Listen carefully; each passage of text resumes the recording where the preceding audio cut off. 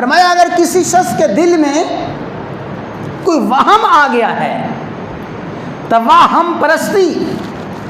کسی کے ذہن میں کوئی وہم آ گیا ہے، گھر سے نکلے اور دروازے پہ کالی بلی نظر آ گئی، کالا کتا نظر آ گیا، کہتے ہیں نہیں چھت پہ، ہمارے چھت پہ آ کے کوا بڑا بولتا ہے، یہ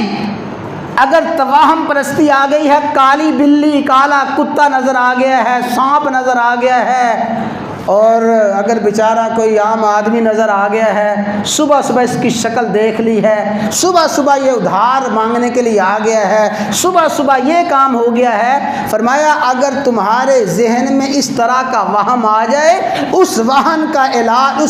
کا علاج اللہ کی ذات پہ توکل کے ذریعے کرو،